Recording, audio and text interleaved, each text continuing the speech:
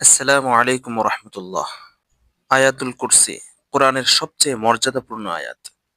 এটি সূরা আল বাকারার 255 নম্বর আয়াত, যেখানে আল্লাহর আরশ, কুদরত ও এলেমকে অসাধারণভাবে তুলে ধরা হয়েছে।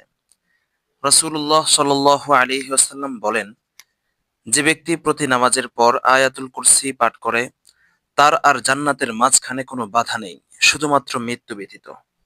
সহিহ নাসাই। আরেক হাদিসে এসেছে, যে রাতে আয়াতুল কুরসি পাঠ করবে, আল্লাহর পক্ষ থেকে একজন ফেরেশতা সকাল পর্যন্ত তার হেফাজতে নিযুক্ত থাকবে। সহিহুল বুখারী।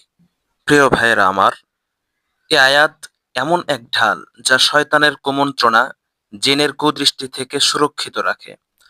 এটি আমাদের বিশ্বাসকে শক্ত করে, অন্তরকে শান্ত করে এবং আল্লাহর কুদরতের প্রতি আমাদের তাকওয়াকে বাড়ায়। তাই প্রতিদিন অন্তত একবার আয়াতুল কুরসি পাঠ করুন। এতে আছে রুহানিয়াত, হেফাজত আর জান্নাতের পথে সহজতর পথনির্দেশ। আল্লাহ তাআলা আমাদেরকে এই ছোট্ট আমলটির মাধ্যমে আমাদের জিন্দেগিকে সৌন্দর্যমণ্ডিত করে দিন।